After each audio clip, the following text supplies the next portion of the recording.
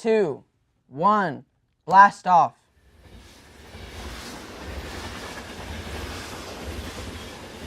We're approaching Mars at high speed. We'll be there soon.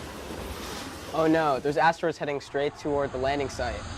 What are asteroids? Asteroids are rocky objects that orbit around the planets. We tend to see them around Jupiter and Mars. We have some experts here at the lab. They can help us figure out where to deploy the rover so it doesn't get hit. Sir, a meteor is headed straight for Mars. Could you please assist us in gauging which sector it will hit using probability? Oh no, a meteor. Wait, what's probability? Probability is the chance of something happening. Oh, okay. But what if the captain was wrong, and there are really 2 meteors? How would that affect the chances of our rover getting hit? That means that the meteor has the same chance of landing in this sector as it has on landing on these 2 quadrants. Well, because our rover is in a sector that takes up half of Mars' surface area, if another one came toward Mars, it would have the same chance. That means that the chance of our rover not getting hit would be the same as the chance of this sector being hit by 1 meteor. Sir, did you figure out what we should do? The meteor is getting awfully close. Yes, the chances of getting hit by the meteor is quite high. If we move the rover to this sector, we'd be much safer here because this area takes up only half of what this area does. Good idea, sir. Go quickly. The meteor will come into contact with Mars in 5 minutes. Let's tell Mission Control to move the rover. Mission Control, move the rover to this quadrant. Yes, sir.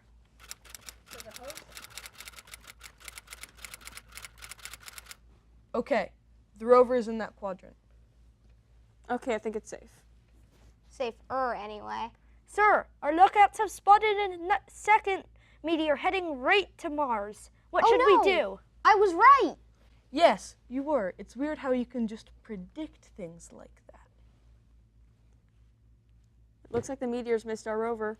Woohoo! Thank you. That was really helpful. Now all we'll have to do is land the 2 rovers. There's 2 rovers on Mars, one named Spirit and one named Opportunity. Spirit finished its mission back in 2010, and Opportunity has been on Mars for nearly 15 years. Here in Mission Control, we have some computer scientists that can help us land. Hey there. The rover needs to get to those smooth-looking rocks. How can we tell the rover how to get there? Do you have any ideas, Susan? I do, Jeff. We're going to need to use code, simple set of instructions that a robot such as a rover can understand. For this problem, we will need to use this sequence of blocks. First, we will need to start, then we need to move forward, once more, again, and once more, and we are there. The robot analyzed these rocks and discovered there was evidence for an ancient stream bed that might have been there a couple thousand years ago. This is so cool. I want to continue discovering things with the rover. This is too hard, and it's the same thing many times. What can we do to simplify it? We're going to need to use a loop. A what? A loop. You can write it once, and everything inside the loop, it gets repeated forever. That sounds good for a situation. It sure does. First, we'll need a start. Then we can have the loop. We will need to now go forward, turn left, go forward, turn right, And we're there. Yeah, we need to loop it. So, and we'll need to repeat once, twice, 3 times. Oh no! How can we stop the rover? We're going to need an if statement. An if statement is a statement you can put out if you want to see something is true or false. So when we get to the rocks, we need to stop? Yes, so if the rover sees those shiny rocks, we need to stop. So we can just put that inside the loop. So every time it loops, it will check to see if it's got into the shiny rocks.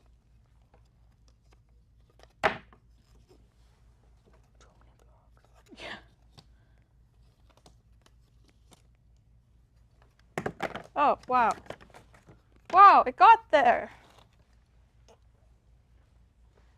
We tested the rocks and we found out that there's carbon in the rocks, which is actually an important building block for life. I wonder if there's ever life on Mars. There might be, but we don't know for sure. Okay. This is so cool. I wonder if there's any other ways what else we could do with coding. I have an idea. I could have a robot to make cookies for me. It could have a while loop to make the dough, and then if there's a certain amount of dough, it can make batches. That's right. Coding is useful as when you want to make some tasks automated. You can use it for solving problems such as math problems, playing games, creating things, and making the world a better place. Wow, that was really cool. Did you know that Mars used to have water? It also has conditions that could support very small creatures, also known as microbial life. Wow. I wonder how the water on Mars was like, or was similar to the water on Earth. Hold on, guys. We have a scientific reporter to talk about that. Hi guys, just another nice, relaxing day at the beach. Whoa, look, there's someone there, surfing that wave. That's my friend the surfer, but why is the wave he surfed so big? Maybe we can ask him. Hey, bro. Hi, that was really cool, but why is that wave you surfed so big? Oh, well, it's all about the parts of this place you just can't see. They're underwater. Here, let me show you. Okay. You see, now we're real deep underwater. And over here in this section, it's real deep. And over here in this section, it's a bit less deep. And that can change how big the wave is. But I don't really understand. How does it change how big the wave is? Oh, let me show you back at the lab. You see, this sand here represents the beach, and this water here represents the sea, as you can see. Okay, so let me try this out.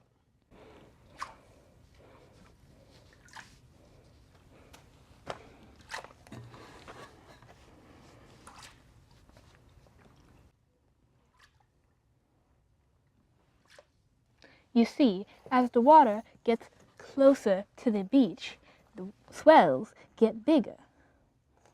Huh. But when they're being created over here, they don't really look like waves, more like lumps or something. Yeah, those little lumps are called swells, and they're made by big storms out in the middle of the ocean.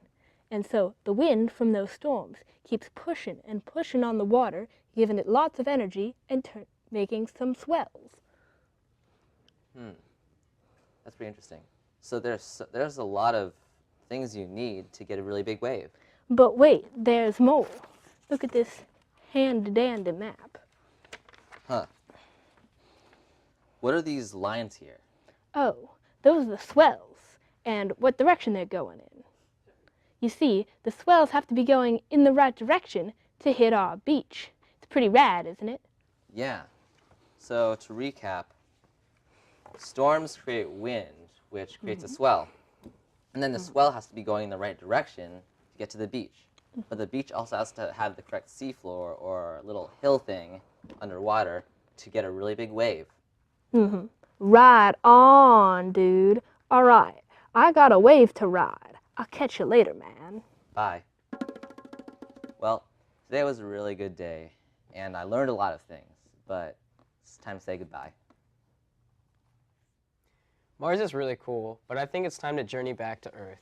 Hey, what's that satellite over there? That's not a satellite. That's the International Space Station. This was made with the help of Europe, the U.S., Japan, Canada, and Russia. Hey, that's a lot like the United Nations. What's that? I have some friends that can explain that.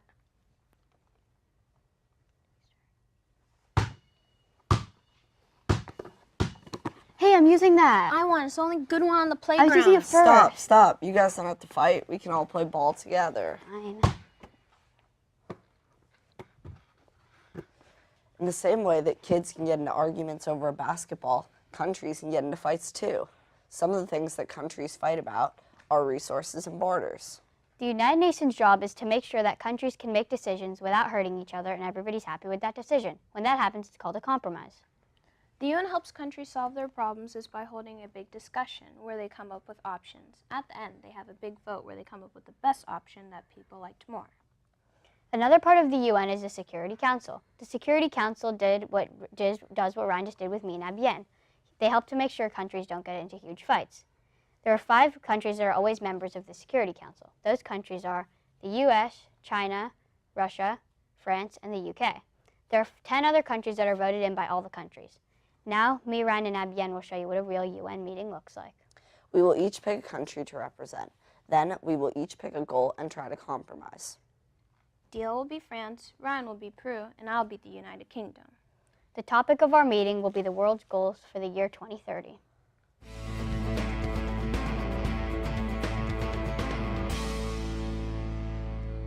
Okay, on our papers there's a list of goals. We'll look at all the goals and decide which one we want to pick. Have the delegates from the UK and France decided? Yes. Okay. Okay, now let's talk about Sustainable Development Goal number 16, which encourages peace and justice for everyone.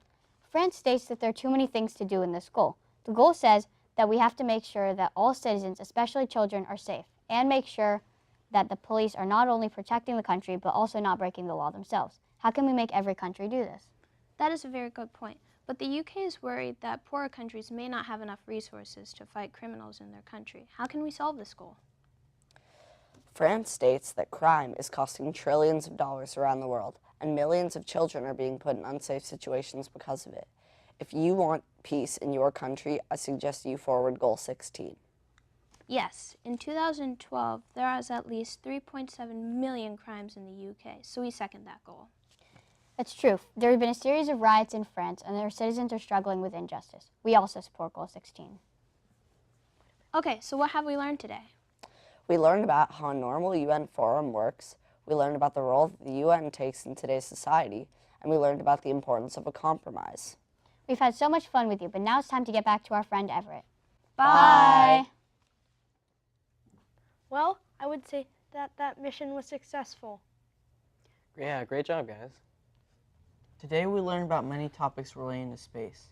Let's recap. First, we launched the rocket ship to Mars. We then found out that there was a meteor approaching our landing site, but we got some people to help adjust our landing position. Afterwards, we needed to figure out how to deploy the rover, not just plan the spot, and we had some people help us with that too. After that, we talked with experts about water on Mars, an interesting topic, and then saw the ISS and learned about the United Nations. Thank you for watching the show.